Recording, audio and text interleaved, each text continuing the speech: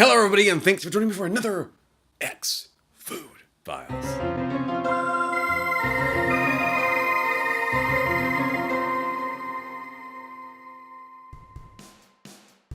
It only takes one word, 2 syllables, to give millions of people heart palpitations. McRib.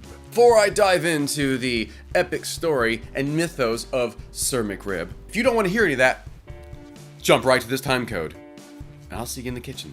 The McRib was introduced in 1981 by McDonald's. What'd you say this was again? McDonald's calls it the McRib sandwich. It was supposed to be only a limited time engagement thing. Now doing a video about it, nearly 40 years later. Limited. The reason it was supposed to only be limited was because it was just there because during that time period, there was a shortage of chickens. Didn't know that was the thing. And those McNuggets were so beloved, they were afraid people were gonna come into their store, order some McNuggets, and they're gonna go, well, sorry, we're a little low on chickens, and they're gonna just leave. So they wanted to make an alternative. So the inventor of the McNugget, Chef Rene Arend, that guy, he is actually the one who invented the McNugget. They went back to him and said, you got something else? Everyone knows the successor to chicken nuggets is a barbecue riblet sandwich. However, America was just not quite ready for this not quite yet, but soon to be living legend. And by 1985, Chef Arend, his creation went bye-bye. Until 1989, Mickey D's said, you know what? This is the time. This is the place to bring back the McRib permanently. Well, maybe they weren't as steadfast as I made it seem like. It's here. It's gone. Sorry. They did this quite often. They even tried rebranding it as barbecue in a bag. McRib. McDonald's! That one doesn't make much sense to me. Didn't work out. Wonder why. And then once again in '94, they brought it back because of the Flintstone movies. They're such Neanderthals. Like literally the whole reasoning was because of that beginning of the Flintstones when they put that giant rack of ribs on the car and it tips over. They're like, that's a McRib. Whatever works. But that didn't work. So McDonald's, or should I say Rockdonald's, went through a bit of a time period of being wishy-washy. We have it, we don't have it. It's back, it's gone, sorry, I don't know. There it is, it's over there, go get it. Sorry, it's actually not there. Quite the Lucy pulling the football from Charlie Brown scenario. Now this was specifically a US problem, because over in Germany, it was there all the time. Du hast mich. Well, you must, because you're flaunting your perennial McRib on my face, and I don't appreciate that, Germany. And until that fateful day, November 1st, 2005, they officially announced the McRib was dead. Even giving it a farewell tour. That's dramatic. Immediately a site went up, save the McRib. It wasn't even gone yet. And they're like, bring it back. People were already freaking out simply on the idea that it might be gone. Hadn't been gone yet. But McDonald's stood the ground and said, no, it's gone forever. Until 2006, when the farewell tour, part 2 came out.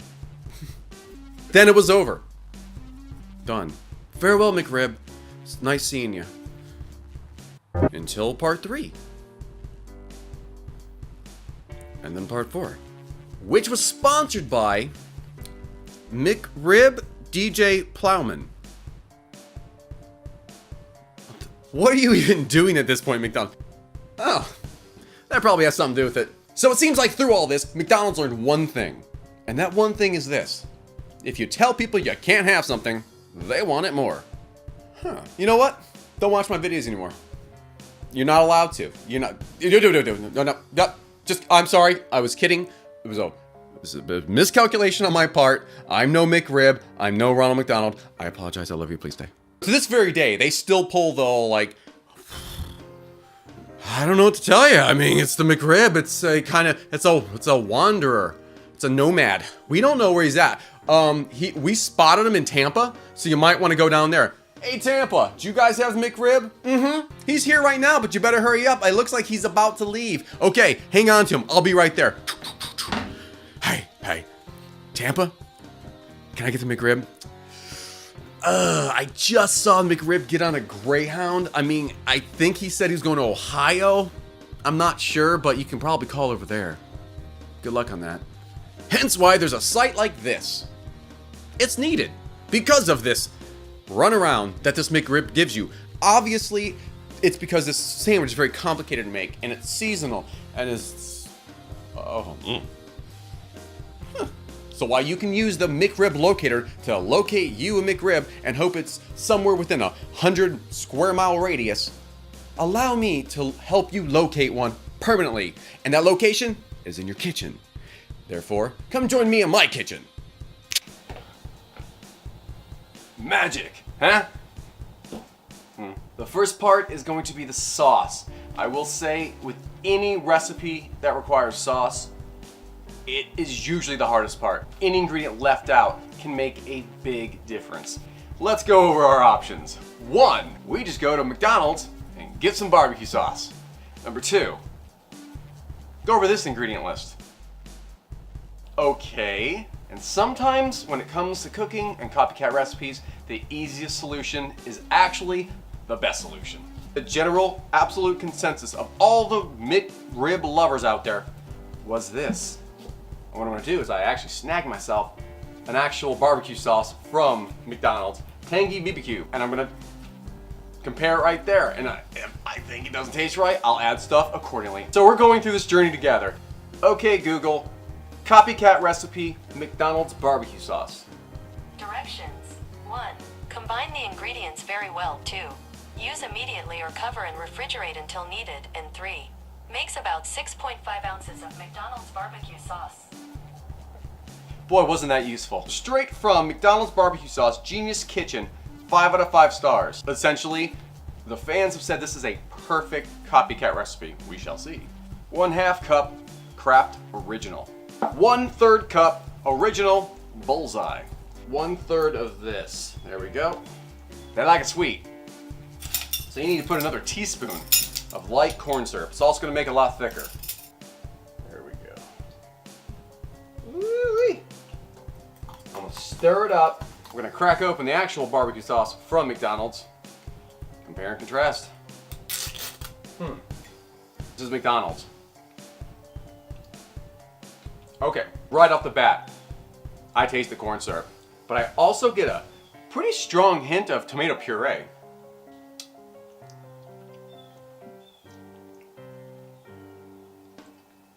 That's significantly different. That is not the same. So since that's not an exact match, I'm gonna see what I can do. The Bullseye is much, much smokier, more robust, and spicier. We'll do little micro batches. So let's do 1 tablespoon. I mean, you're shooting for the stars, hoping you land on the roof. Let's just do equal parts, 1 and 1. So this is equal parts. It's so smoky. Guys, I'm not kidding you. I have an idea. I'm gonna add a little ketchup. The real deal is much, much more tomatoey.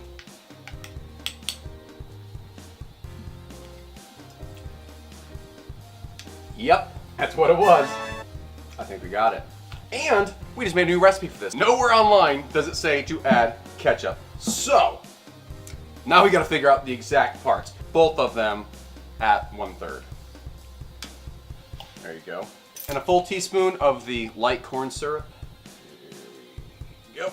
The secret ingredient, evidently. Ketchup. Or catsup. Nope, this is ketchup. A full teaspoon. Alright. Oh, that looks good. Yes. So, 1 step down. Now the fun part. Let's make some ribs. So the next step in this process is the meat. Basic St. Louis. Baby back's a lot more expensive. And then I thought to myself, what if it's country style ribs? That's what these are. So, we're gonna try both. There's a little membrane on the back of here. That is a real pain, and it took us a paper towel and hope you get a nice clean tear. Very tough, as you can see. The process, literally, You're deboning it. It does not have to look pretty. Not the easiest task in the world. Another reason to try the boneless ribs. Done. If you just go to the nutritional facts on their website, I think they have to have it by law now. It lists everything and it's prioritized. That's the beauty of an ingredient list. The McRib, right on the site, says rosemary extract, and not a single recipe online did I see that actually put any rosemary in it. I don't have rosemary extract laying around the house, and it's a bit expensive, and most likely I'm gonna use it one time. So, what's the next best thing to rosemary extract? Rosemary. There we go. 3 tablespoons of water, just a couple drops of liquid smoke. This stuff is pretty potent. 1 teaspoon granulated sugar. You'd be surprised just how much sugar is in everything. Now 3/4 of a teaspoon of salt. I'm gonna eyeball it a little bit and say, that's it. Apparently another secret ingredient, rosemary. For now, I'm gonna put 1/4 of a teaspoon in. There you go. And mix. About a minute. Theoretically, you're supposed to use parchment paper, but if you're like me, you forgot it. And we're here. So, I'm going to improvise. Foil, cooking spray.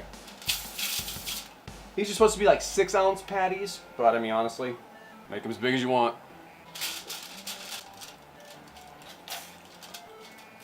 Repeat that process with the country style ribs, and we'll see which one tastes more like it. Per the recipes online, these are supposed to be frozen, at least pretty solid. But I like my McRib fresh. So we have 3 to try. We have just the St. Louis ribs, we have the boneless country style ribs, and we also have a mixture of 50-50 of the two. So while this is getting nice and hot, I'm gonna go get my McRibs. They're not frozen, but they're gonna stay together.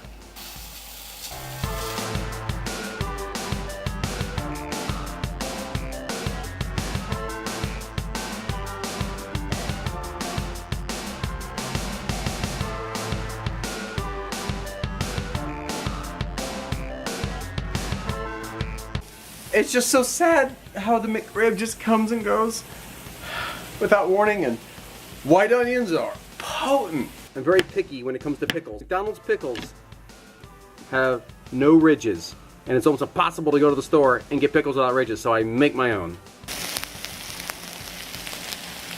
You want to make sure this is at 160 plus. Good to go. Wait, good to go.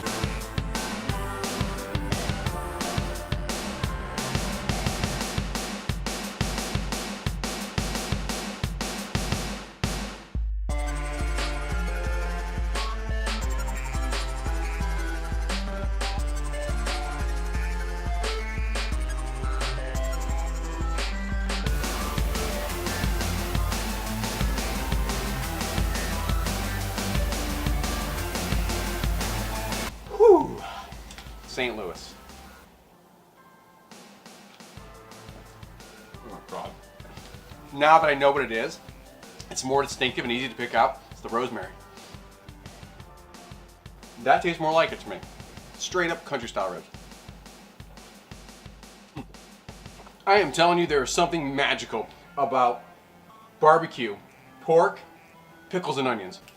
The half and half mix is the way to go, but you really can't go wrong with any one of them. So make this recipe your own. The fun is experimenting and seeing what you come up with, seeing just how close you can get it, and then sharing it with other people and see what they think, and then let them elaborate on it. If you do try this, let me know what you think. If you don't try it, let me know what you think. Please follow me on all these things down here, Instagram, Twitter, Facebook, because you want to know what's going on with Whitfield's Food Review. So thank you all for watching. Please like, comment below, words, form them to make sense, and we can communicate about this meal. What would you like to see next on X Food Files or anything on this channel? So thank you all for watching, and until next time.